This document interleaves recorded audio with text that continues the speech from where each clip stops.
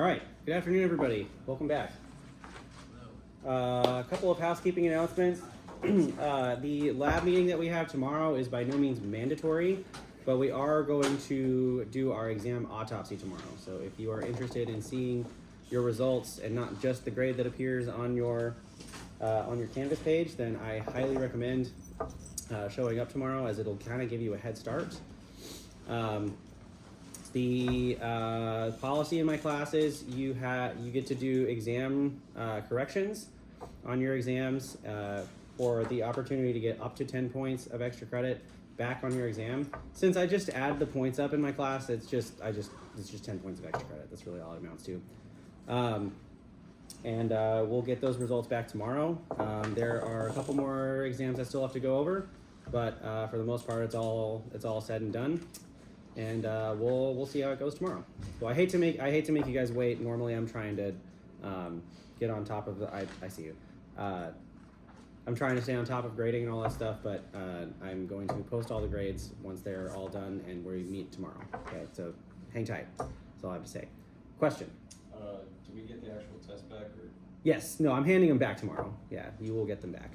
Yes. What else? How do you grade it? Like, if we miss like 3 or 2, or how do you grade it at like 100? Like, what would be point worth? Every question is worth the same amount. So 100 divided by 15. Yeah. Yeah. It said read very carefully in the instructions. Sweet. It's okay. I don't expect you. I didn't say remember very carefully. That's to be fair. Yeah. What's up? Are we fixing it tomorrow or something, or are we like bringing? You have until the end of the semester. Oh, okay. Yeah, but I am just going to let you know. You have basically unlimited tries. So if you like completely botch your first submission, just keep trying. Okay. But do also let me know that you're turning in other ones, because Canvas does not do a fantastic job of telling me, hey, there's a new submission on the same assignment. So just tell me in person or something like that. Yeah, so up to 10 points back on your exam. I'm trying to think. Yeah, I'm just gonna let you know that if you procrastinate and wait, you have until the last Friday before finals to turn them in. Okay. My pro move is, because generally speaking, my homework is pretty sparse. My advice is to just kind of take your time and go one by one through problems that you may have missed. There is a maximum of 16 to have missed. So if I did my math right, you could still do one every single day and still have lots of time left over. Okay. So go very carefully through each one, and then scan it and then upload that onto the Canvas assignment for that. I'm just going to let you know that as it gets closer and closer to the end of the semester, more and more of those start to appear, and that just means that it's going to take longer for me to get through it. That means I'm just going to be less patient. So that's why I'm recommending for all of you to just kind of take your time and correct those, okay? And get those in sooner rather than later, because the closer to the end of the semester gets, the more I think we can all relate, the more I want to be on vacation, and so do you. So get started sooner rather than later. That's always my advice for basically everything, okay? I officially have all homework assignments assigned, basically, so I don't know how far ahead you guys want to get on WebAssign, but they're all out there. If you want to start on all of them and knock them all out, go for it. We have 2 more homework assignments for this coming section, so for the next exam, sorry, so that covers chapters 7, 8, and 9, which will cover work and energy, energy conservation, and then momentum. That's what chapter 9 is about. And then that'll be just in time for exam 2, which will be this will be a shorter exam. I don't remember if I said that, but it's only covering 2 major sections, so it'll be a shorter exam. I'm trying to think. Yeah, I think that's all I have for housekeeping. Are there any questions about anything? How was your weekend? You know, I had an okay weekend. I had a pretty okay weekend. I always enjoy it when like the air is the way it is right now. Oh, yeah. Yeah, I don't know. Seeing the mountains just it makes me feel whole. I wish Fresno could be like this all year. Yeah. Did anybody do anything fun this weekend? Or did we all just say, God, I wish I could know my exam grade? Yeah. Yeah, basically. That's real. Yeah, I would have been the same way if I were in your shoes. Cool. Fantastic. Then in that case, my 5-minute warm up for all of us is on the board. Basically, just conceptually, let me know whether the work done by gravity on some mystery object in the 3 scenarios behind me is going to be positive, negative, or whether it's going to be 0. Okay. I will give you. I think 5 minutes is more than enough time, but we'll work our way through that in 5 minutes.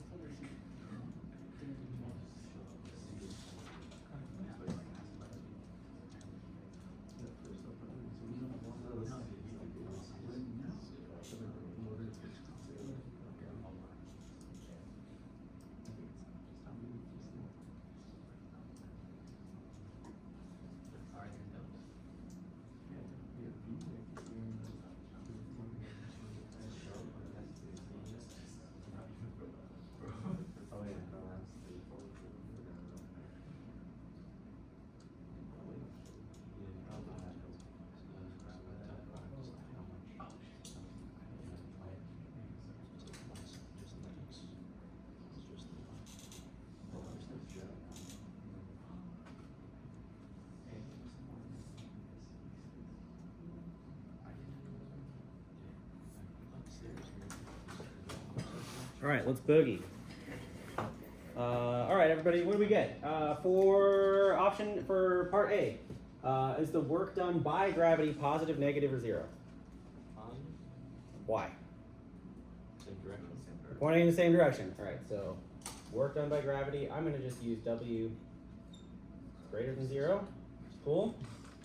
Okay, and the justification. We always look at the dot product. If we look at the dot product, it's about how similar the directions are. Okay. What about option B? Are they positive, negative, or zero? I see a lot of zeros. Sweet. Okay, cool. So work equals zero. The work done by gravity is zero. Okay. I bet you guys can figure out, at least by process of elimination, what's our last option? Positive, negative, or zero? That way. Is it negative? Yes. Sweet. So work done by gravity is less than zero. Okay. Sweet. How do we feel about that? If we understand the dot product, that's reasonably straightforward. Okay. Okay. My goal for today is to add to our list of things that we have over here. We've covered, in one fell swoop, we've covered basically the most important things. Okay. We've covered the definition of work. Okay, that was the first thing that we covered. We just agreed that our definition of work is some force applied over some distance.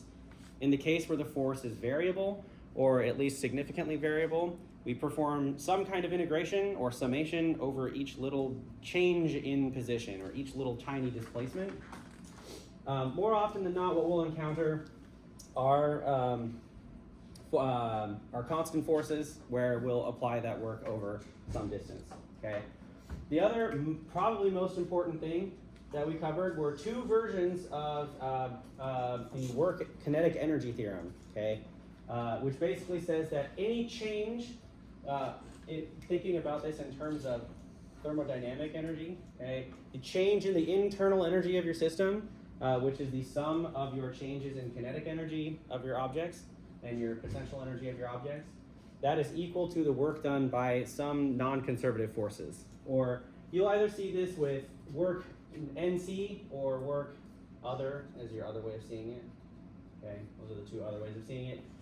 The other way of writing that is to say that my initial and final energies are the same, except for when there is some non-conservative force working, like friction or air resistance. Okay, in which case, when there's no non-conservative forces, then my total energy, my total mechanical energy is conserved. Those are the main liner points here. Okay. There's a few other things that we need to do. In the same way that we had to,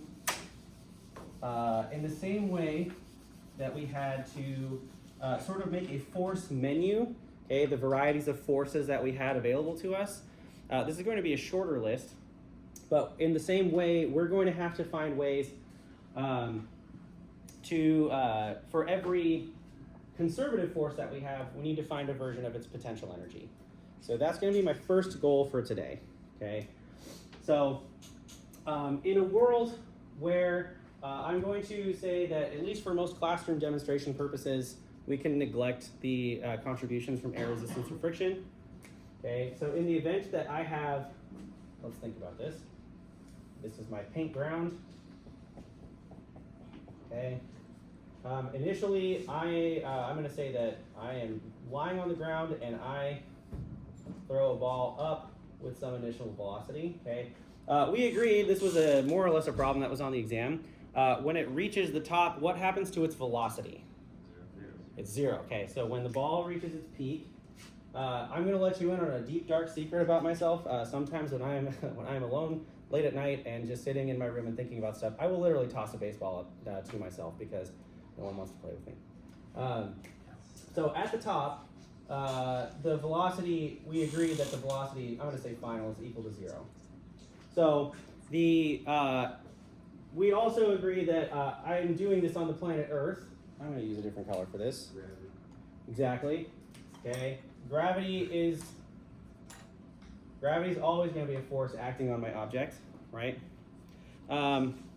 So is gravity going to gravity's going to slow this down, or is it going on the way up? Is gravity going to slow it down, or is it going to speed it up? It's going to slow it down, right? Okay, so if I'm looking at this, it's going to take away from the kinetic energy. What does that mean, okay, in terms of energy terms? What does that mean is going, if my total energy is conserved, what is going to increase in that case?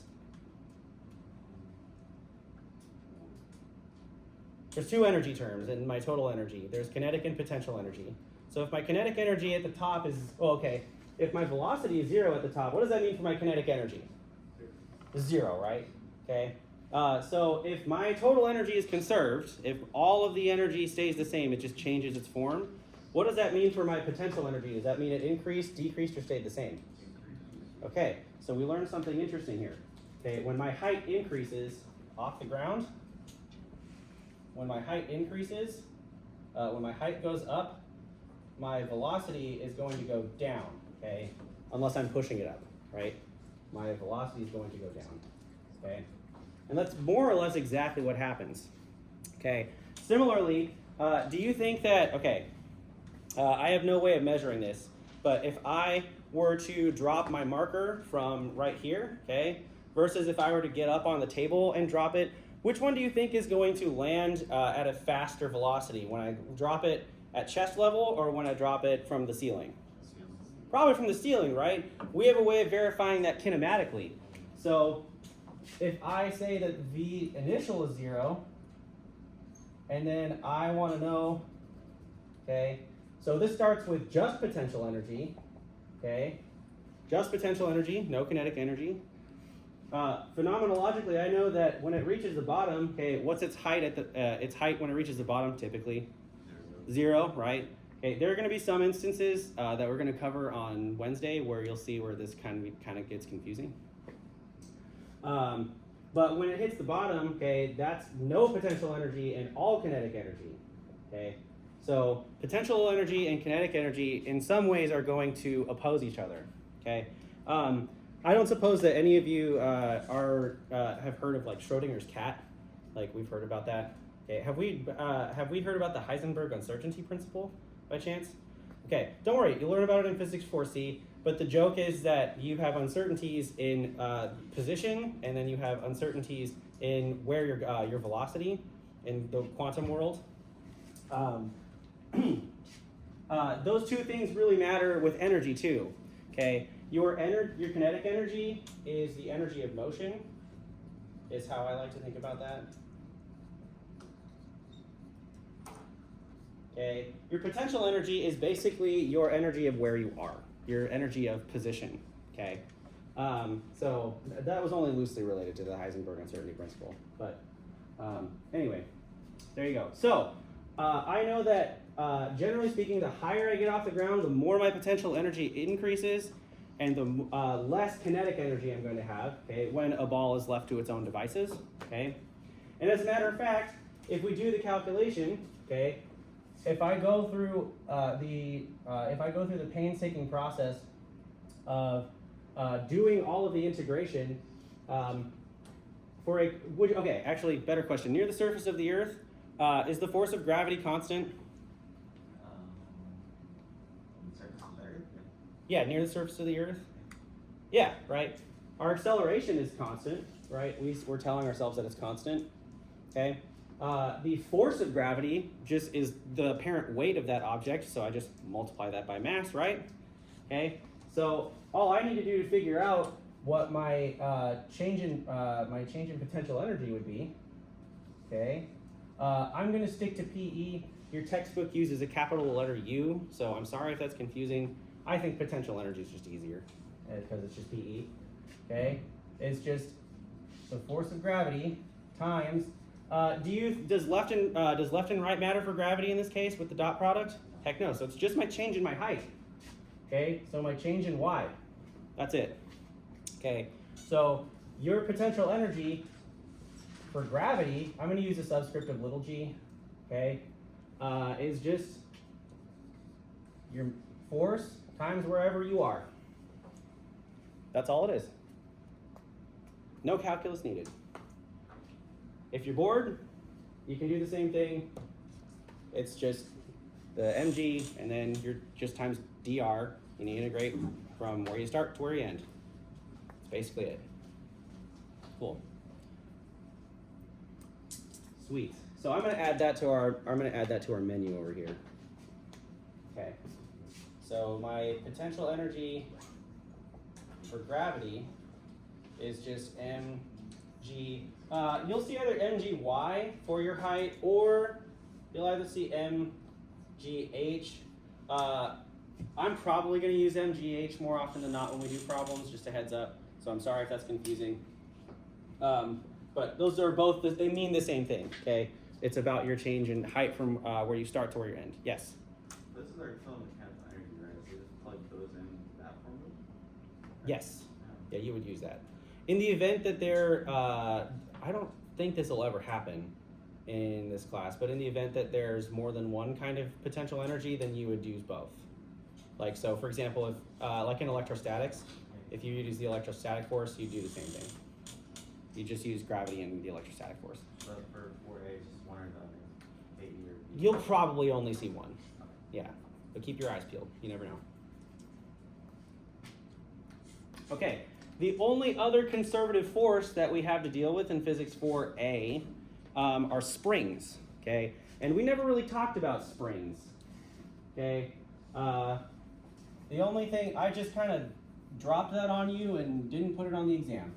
Okay, but the thing we agreed on, okay, was that when I stretch a spring, or any elastic object really, up to a certain point, this is my symbol for a spring.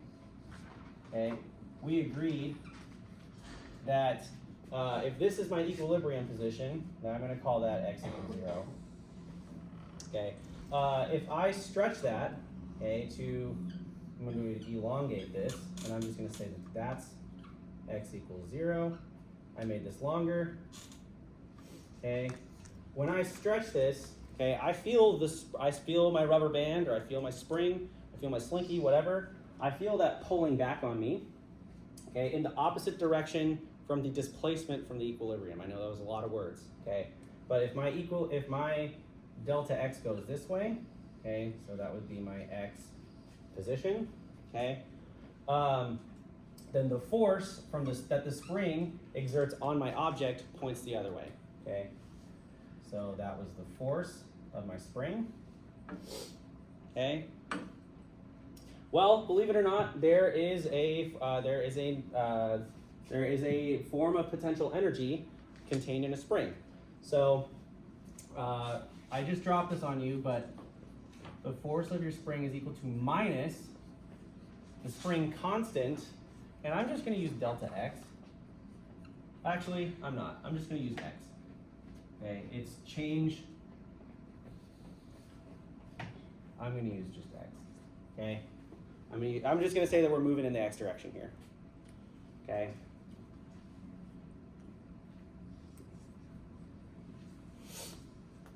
There's a potential energy for this. Okay. Another way of saying a conservative force is that the orientation of my system doesn't really matter either. So if I have my spring oriented this way, something like that, doesn't really matter.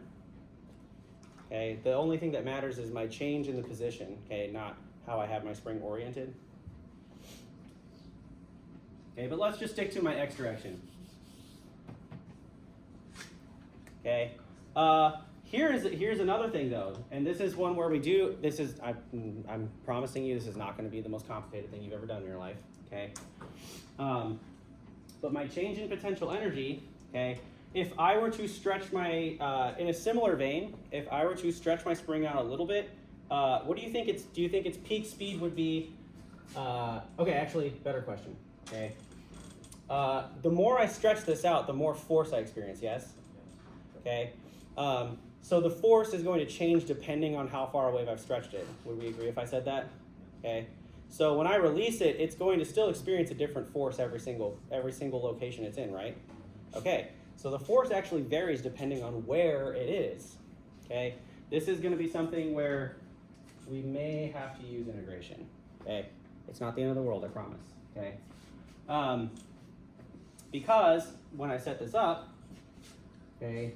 The definition of potential energy, and I'll explain where the minus sign comes from in just a second, is whatever you integrate, it's some force that has to be a conservative force, okay, and then it's change in location, okay.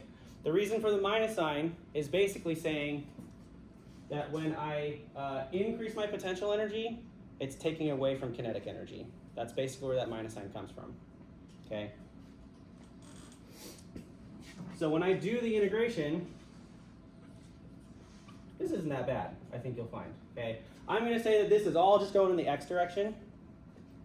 So I get my minus, and you guys tell me, I have my force, which is going to be minus kx. And again, I'm gonna drop the dot product because we're working in one dimension for right now. Okay, and it's times, my change in direction is just gonna be dx, right?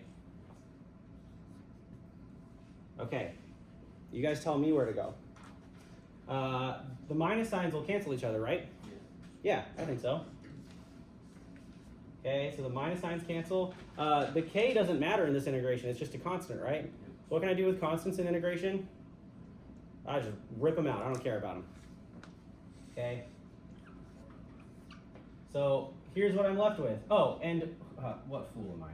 Okay, I'm gonna say it's x equals 0 to just some other position x. From x equals 0 to x, okay? This is an integral we've done 1,000 times, I bet, in our heads, right? What's this integral? What's this antiderivative? It's x, does the power go up or down? Yeah, it's x squared divided by, there you go, sweet. So the potential energy stored in a spring, I'm gonna write a subscript of s, is 1/2 k times its displacement from equilibrium squared. Okay, not bad. It's not the worst thing ever. I'm going to add that to our menu. I'm going to stick to black.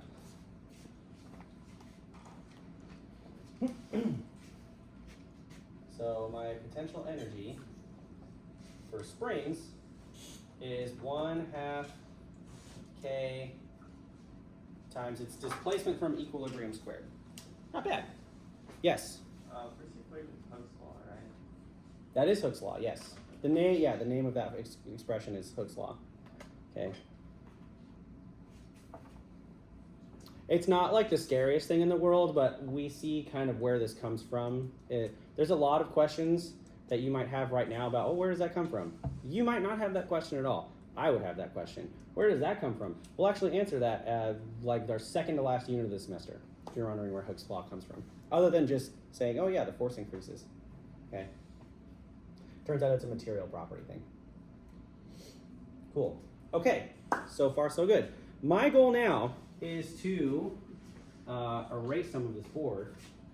And I'm gonna set you guys loose to do some stuff here. Okay, we're going to, please collaborate with each other. We're going to prove that this stuff works, okay? And that this at least is consistent with some of the things that we've done in the past, okay? So, my first question is, you have kinematic equations available to you too, okay? So, something that I shouldn't say that. Something that I would get used to doing and seeing in your physics classes in the future is doing the same way, at least 2 different ways. Same thing, 2 different ways. So I'm going to stick to kinematics, so we're not going to worry about springs yet, okay? But in option number 1, I want you guys to, I'm going to do straight up first, okay? I'm going to toss my baseball up at some velocity, okay? And then way number 1 is do it the hard way first. Use kinematics, okay? So feel free to look back at your notes, okay? So if I have I'm just gonna say that my ball is initially traveling at, let's just say 10 meters per second. Okay, straight up. Okay, so there's no need to do components or anything. Use your kinematic equations to tell me what the maximum height is that this goes to. And then And then we'll go over the same exact thing using energy conservation. Okay, so same deal. Okay, we'll use energy conservation at the very end. The goal is I want to know what's my maximum height both ways. So max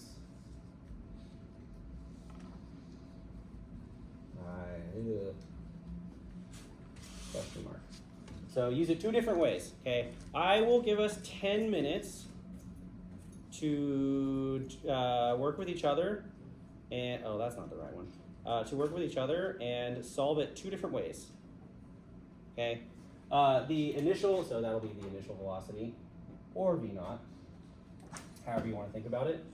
Okay, and then the other way will be using energy conservation. And if you're lost on the energy conservation part, I will show you exactly what I mean. Say, I'll give you 10 minutes to work with each other to try to figure out the maximum height in both cases. Okay, 3, 2, 1, go.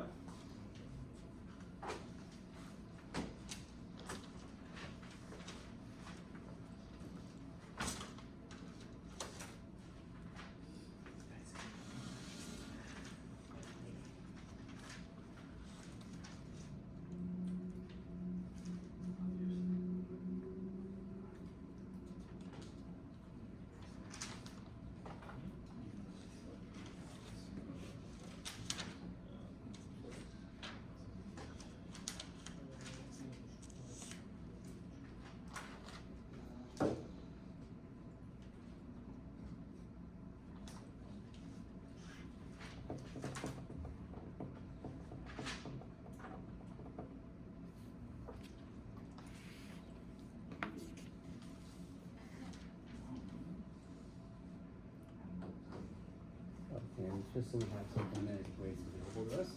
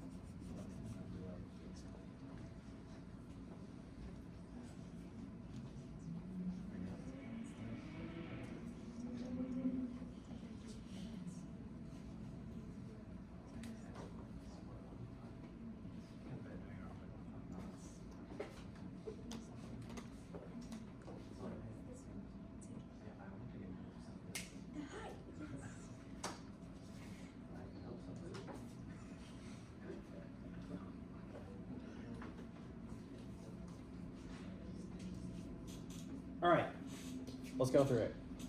Let's see what we got. Okay, I imagine that actually, I'm just telling you, there are 2 ways to do this with kinematics already. So we already have one consistency check, but the energy conservation, we'll do the hard way first. Okay, I think you'll see that the kinematics way is slightly harder. Let's do this. Let's think here. Okay, so after some time, it's going to reach its peak height, yes? And then remind me what happens, what's the velocity in the y direction at a peak height? At some peak? Sweet, okay, awesome. Okay, so the long way would be to say that at its height, it's going to be 0, the velocity is 0, and that equals whatever my velocity was. And then my acceleration, what's the only acceleration that I'm dealing with right now? It's gravity, right? So it's going to be minus gt. So the time that it takes to get there is going to be v naught divided by g, okay? Now what do you think I do, okay? My end goal was to find my maximum height, okay? So I'm going to move that into my height, into my y direction equation, the one that tells me how high or how far I go, okay? So after that same amount of time, I'm saying that I'm started on the ground, so what's my y naught in this case? 0, okay? I have a maximum velocity s, and then I have a g in here. Okay, so let's see what that does. This is the long way. I'm just going to move all that over. How about that? So way number 1 was kinematics. I'm going to say that this is 1a. Write that bigger. 1a. Okay, so v t, we'll say that's 0, and that's v naught minus gt. So the time it takes was v naught divided by g, right? So far so good? Okay, and then I'm going to substitute this into my,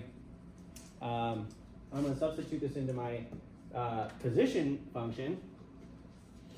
So that'll be, I'm just going to call that h, because that's the thing I'm looking for. And I started at 0, so my y naught is 0. I have my v naught times the time that it takes, which was v naught divided by g. And it's minus 1/2 g, and then times t squared. That was v naught divided by g squared. Yes? So far so good? Okay. That simplifies.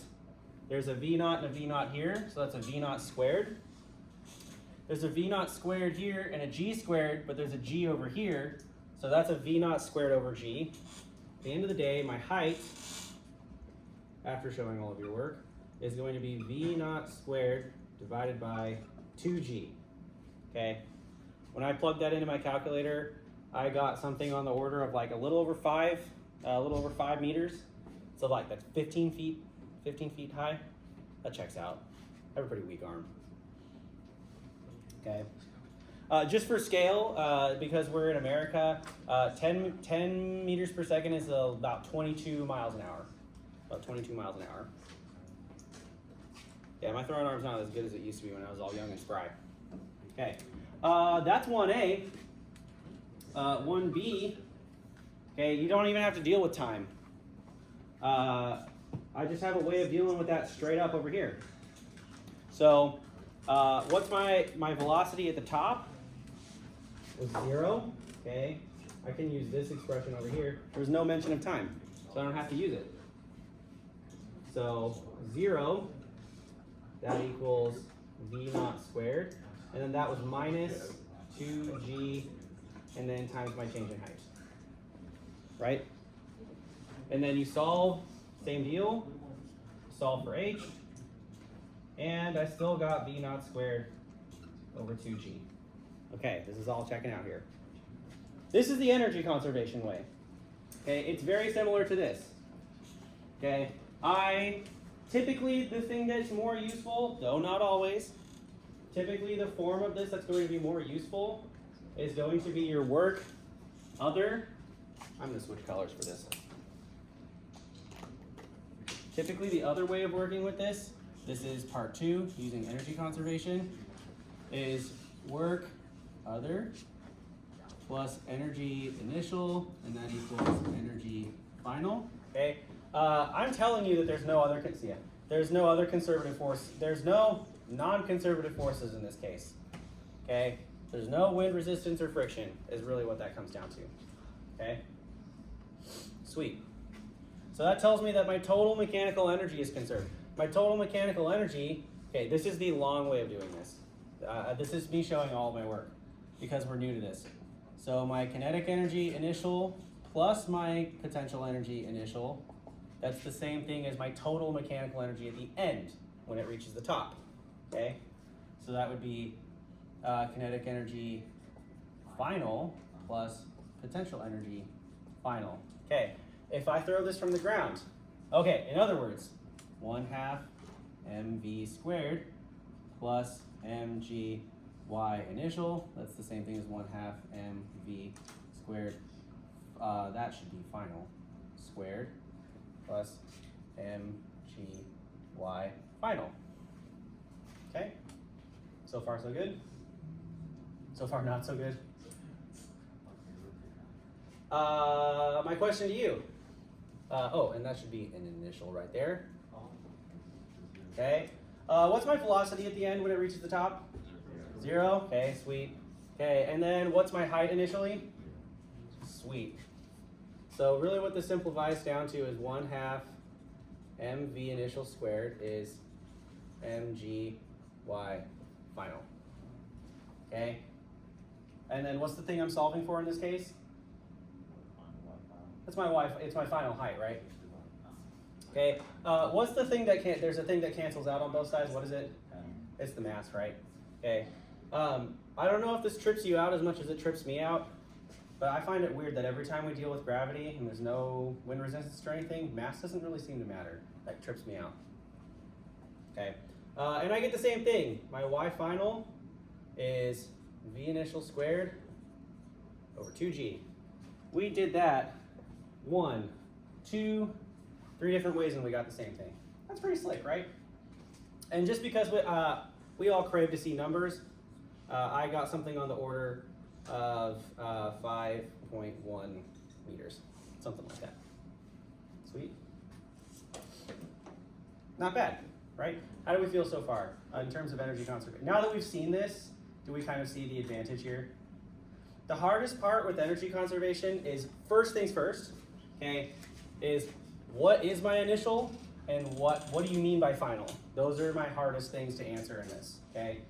The other hard part, more often than not, with energy conservation is going to be what are the potential energies that are involved, okay? Sometimes you might have springs and gravity involved. Spoiler alerts for what we might do on Wednesday, okay? The other tricky thing is what we're gonna do next, okay?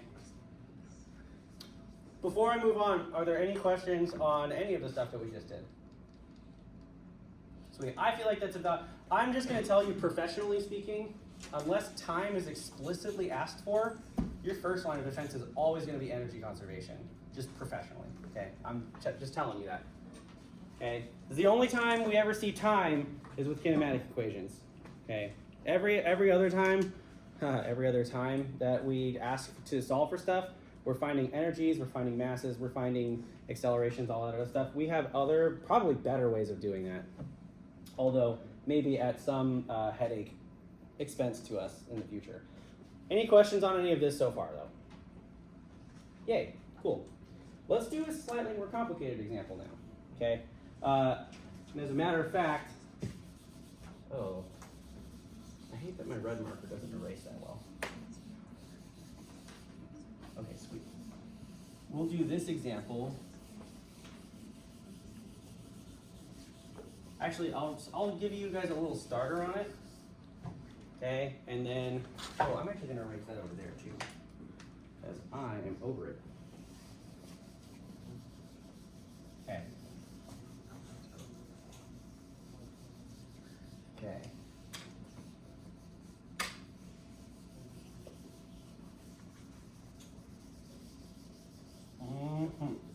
Okay.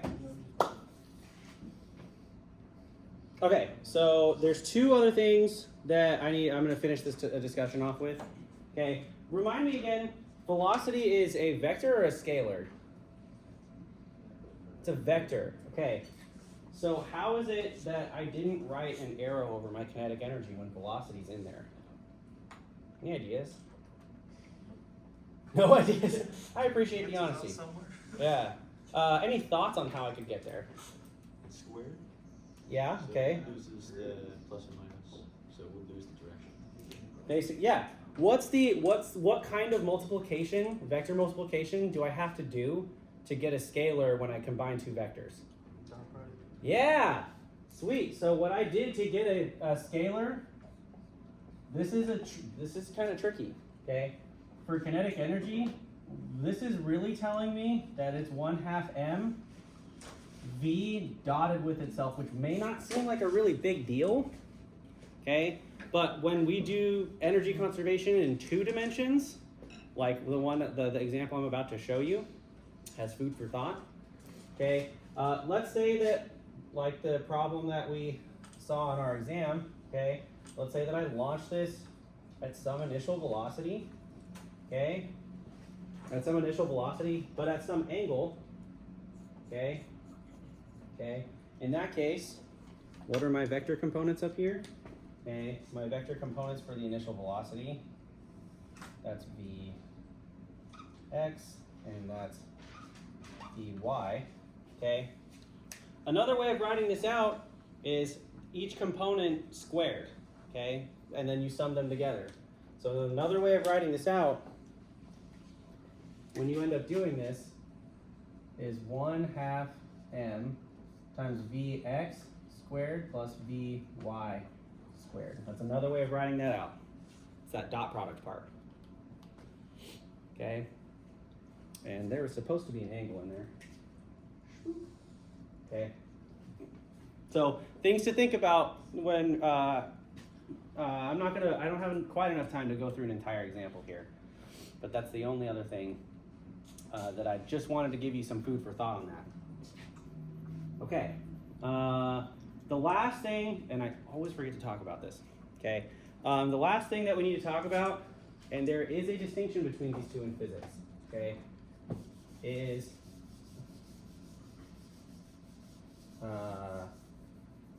you remember how at the beginning of the semester when we started talking about vectors, I played a clip from, what was the movie, Despicable Me, with the villain Vector, or the guy who's applying for his, yeah, okay.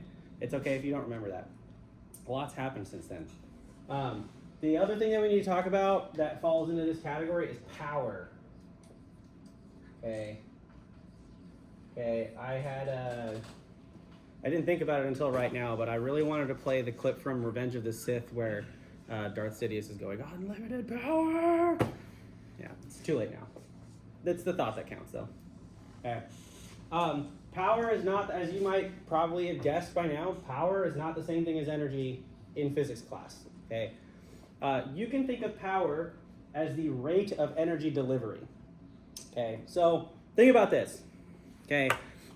In between 2 examples, okay? Anybody really into football? American football? Yeah, sort of, okay. So if I had your average wide receiver and your average defensive lineman or something, if they're running at the same speed, who would you say is more powerful in that case?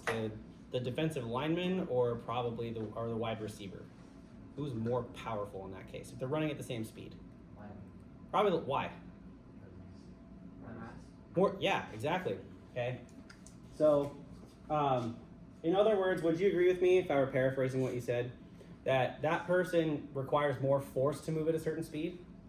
Sweet. So here's another way of writing out. So if work was defined as force just over some distance, okay, roughly speaking.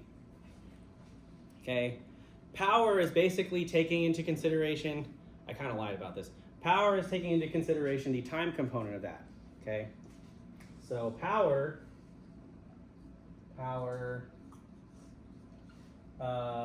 you'll typically see just a capital P for power, okay, which is really confusing for chapter 9 when we talk about momentum, where we also use P.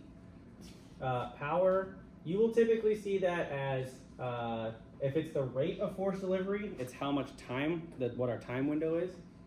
So it'll be force dotted with your change in position, but over a change in time. Okay, that would be your average power, by the way, since we have the deltas. Now, if I wanted to know what the instantaneous rate of force delivery was, then what would I do? If I would switch from deltas to what other thing that tells me about changes in time or rates of change? Yes. So in other words, your instantaneous power would be your force dotted with dx dt. Or in other words, it's force dotted with velocity instead. That's the only difference. Okay, that's the only difference. Okay, I don't know how many of us plan on double majoring in kinesiology, but there's two ways to think about power in my head.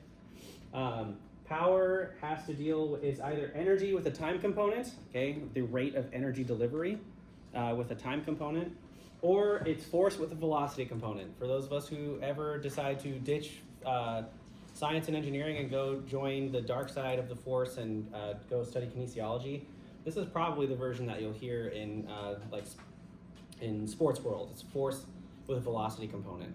Okay, so just as a proof of concept, me, who cannot bench press very much weight, versus your average NFL lineman who can probably do 225 pounds for so many reps, which I find unrealistically impressive.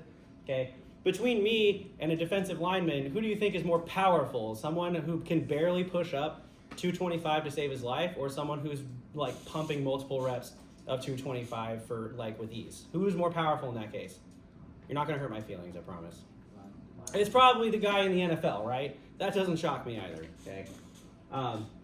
And the reason why is because they're exerting maybe the same amount of force, they're overcoming the same amount of force, but they're probably able to move it faster. So in that case, they are demonstrating a greater amount of power output in that case. Okay, they're delivering more energy to the bar.